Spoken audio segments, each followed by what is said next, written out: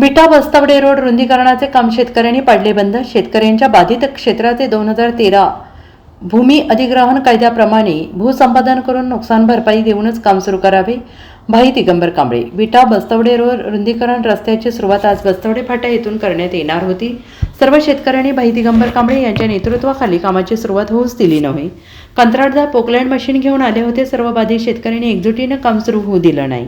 विटा बस्तवडे रोड रुंदीकरण बाधित शेतकऱ्यांच्या मागण्यांबाबत 10 सप्टेंबर रोजी सांगली जिल्हाधिकारी कार्यालयावर भव्य मोर्चा काढण्यात आला। यावेळी शेतकरी कामगार पक्षाच्या वतीने जिल्हाधिकारी कार्यालय संबंधित महाराष्ट्र राज्य रस्ते विस्तारित महामंडळाचे अधिकारी, बाधित शेतकऱ्यांचे शिष्टमंडळ आणि माननीय जिल्हाधिकारी यांच्या उपस्थितीत बैठक आयोजित करण्याची मागणी करण्यात आली। त्यावेळी लवकरच रितसर बैठक आयोजित करू असे आश्वासन देण्यात आले होते। असे असताना कोणतीही शेतकऱ्यांना पूर्वसूचना न देता शेतकऱ्यांच्या वावरात आज पोकलँड मशीनद्वारे काम सुरू करण्याचा खाट कंत्राटदार यांच्याकडून घालण्यात आला। जोपर्यंत जिल्हाधिकारी कार्यालयात बैठक पार पडत नाही तोपर्यंत कुठेच काम सुरू करू नये असा पवित्रा सर्व बाधित शेतकऱ्यांनी घेतला।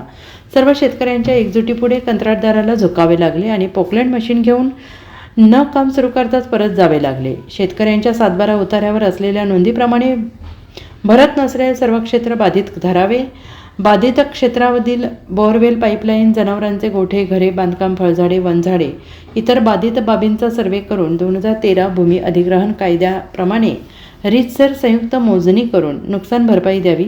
शेतकऱ्यांच्या सहमती आणि समाधानाशिवाय शेतकऱ्यांच्या जमिनीमध्ये कसलेही काम सुरू करू नये। बाधित क्षेत्राचा आणि त्यामधील बाधित बाबींचा संपूर्ण मोबदला शेतकऱ्यांच्या बँक खात्यावर जमा झाल्याशिवाय वावरात काम सुरू करू नये या प्रमुख मागणीसाठी बाधित शेतकऱ्यांचा लढा सुरू आहे। आज बस्तवडे फाटा येथे एकजुटीने काम बंद करण्यात आलेलं आहे। यावेळी शेतकरी कामगार पक्षाचे महामार्ग बाधित शेतकरी आघाडीचे राज्य अध्यक्ष भाई दिगंबर कांबळे, गणेश मोहिते, भास्कर पाटील, बजरंग पाटील इतर बाधित शेतकरी मोठ्या संख्येने उपस्थित होते। तुम्ही आमचं ऐकून पहिले घ्यायचं का? माती उचलला तुम्ही आमची ती माती आणून टाका माघारी पहिले।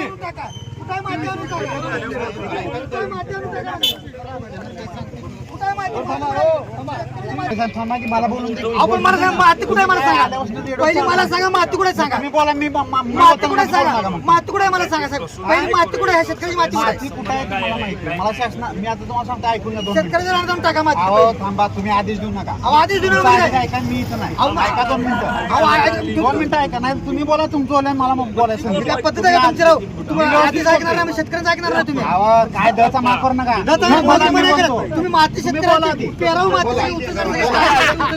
कुठे आहे माती मला सांगा पहिली चला ती माती कुठे पहिली सांगा ती पहिली आजच्याच माती आणून टाका ती शेतकऱ्याचं रान आहे शेतकऱ्या सांगणार पण तू मालक आहे तुम्हाला शेतकरी रान माती उतरवून सांगितलं नकाशा प्रमाणे हात आहे का मला दाखवते त्या हाती दाखवा शेतकऱ्या इथवर आमचे हात आहे आणि तुझा काय संबंध बाबा मी माती उचलतात म्हणलं तुम्ही शेतकऱ्याला तुम्ही शेतकऱ्यांना माती उचलली मला सांगा तुम्ही माती उचलली का मला सांगा ती उचललेली माती टाकली कुठे मला सांगा हे 2 उत्तर द्या मला साहेब आम्ही पण कामं पहिले लय बघितले लय कामं बघितले कंत्राटदारांची पण ही अशी पद्धत नाही साहेब पहिली पद्धत याच्यापेक्षा काय आम्ही काय वाईट पद्धत केली काही शेतकऱ्यांना न विचारता त्याची माती उचलून टाकली माझं बोला मध्ये बोलणार नाही बोलत बोला हा मी उचलले मी मला शासनाने सांगितले तर काम करा म्हणून मी रोड चार्ज देतो माती उचलली रोड काम करायसाठी काय घरी घेऊन गेलो नाही किंवा विकलेलं नाही मला सांगा हात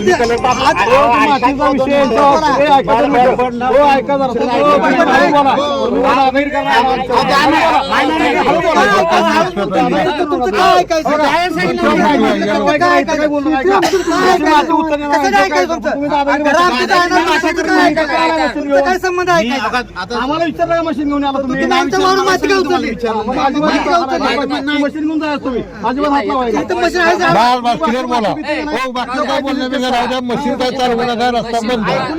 ब्युरो रिपोर्ट SPN मराठी विटा।